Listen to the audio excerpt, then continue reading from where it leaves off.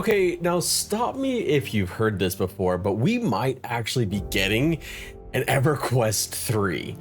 And there's actually a lot more to this one than previous like rumors and speculation. In fact, I am perhaps more excited about the EverQuest franchise than I've been since EverQuest Next. There was smoke a few months ago when Darkpaw posted a position for a creative director for what appeared to be an MMORPG focusing on community and teamwork that may or may not be related to an established IP, as in EverQuest.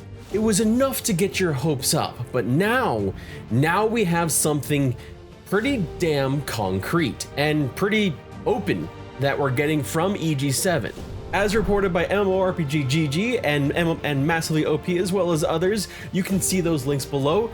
They have announced in their investor documents that they're basically going to be working on an EverQuest 3. And it might actually be coming sooner than you may think.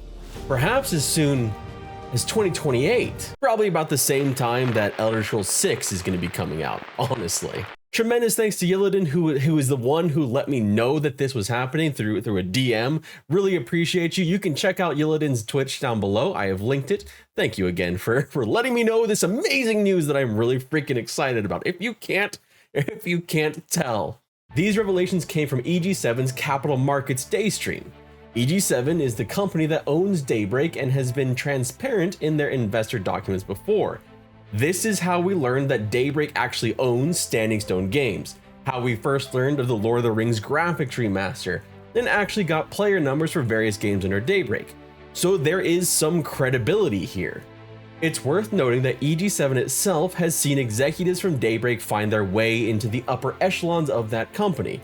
Perhaps most notably, Daybreak CEO Ji Han took over as Enad Global's acting CEO back in 2021. Speaking of that, that's where we get this bombshell reveal from Ji Han. And EverQuest. So this one is what we consider to be our most important IP. It's fantasy MMORPG. It's literally the one that ushered in the golden era of MMOs. So like World of Warcraft was based off of EverQuest. And then, you know, they will say that actually. I'm not making it up. Daybreak will be the one doing it. IP ownership, massively multiplayer, hybrid premium plus NTX, similar to what the H1Z1 is. Live service, I say 30 million plus. I can't really put any more accuracy there. This one requires a lot more work to figure out where. But we're not starting development for this for a while. We're investment 2025. If we, do this for 28 release. In a slide during their Marcus Day presentation, there is a column dedicated to EverQuest. And there hasn't been something this concrete on a future EverQuest title since they announced Landmark and Next. Which I guess in the grand scheme of things is a kind of a bad thing and kind of taints this whole announcement, so maybe forget I mentioned those two games. In this section talking about first party game plans, they talk about a massively multiplayer EverQuest live service game with a dev budget of 30 million plus.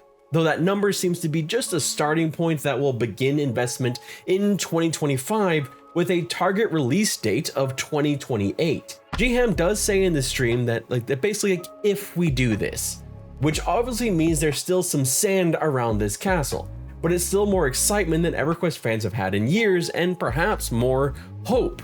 CEO Ji Han refers to EverQuest as the company's most important IP, which makes sense when you consider that EverQuest IP has spawned 2 MMOs, 2 single-player action RPGs, an RTS, books, toys, and now an EverQuest 2 swag shop. Look, I love EverQuest 2 as much as the next person. I played it for years, but can we get some just general EverQuest IP swag, please? Like some really interesting swag. My wardrobe is missing, and I need that in my life.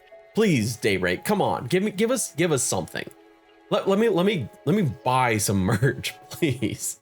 Quick side note away from EverQuest here because it is important for the overall plans of EG7. The other 2 games mentioned on the slide are interesting. One, because MechWarrior isn't owned by EG7, it's actually owned by Microsoft, and as they note down at the bottom of the document, any new products beyond 2024 require discussion with Microsoft. And the other is H1Z1, and it's an interesting story all its own. A zombie game that tried to capitalize on the zombie craze, an MMO turned battle royale, and for years property that has kind of just withered away, but from the sound of it, one that Daybreak is intent on bringing back from the dead. Get it? I'll see myself out. I'm sorry, it's the middle of the workday and I'm kind of tired. But H1Z1 could be getting a mid-scale multiplayer title as soon as 2026, with investment beginning next year.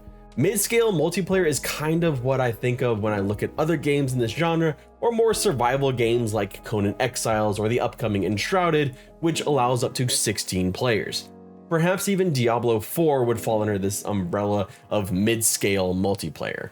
Regardless, it should be interesting, but back to the actual real reason why you clicked on this video. EverQuest, and specifically EverQuest 3 for no other better term for it. EverQuest is an IP that really needs a revival of some sort. It's an IP that has spanned 2.5 decades. It has so many countless properties have been made from this that it's one of those things that has become, for fans of the MMORPG genre, it's one of those things that's just always there. It's a known commodity, just always in the background. It's a bit like RuneScape or World of Warcraft.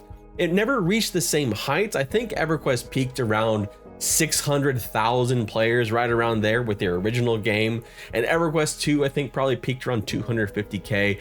So it never really got up to the millions of players that other games have. But over the years, so many people have loved and enjoyed that IP, and there are people that didn't even play the MMOs, but really enjoyed Champions of Norrath or Champions of Norrath 2, other games that I have been really hoping get ported over so we can try them and play them again, kind of the same way that the Dark Alliance RPGs did. And for me personally, when I started playing EverQuest as a kid, it sparked a love for this genre.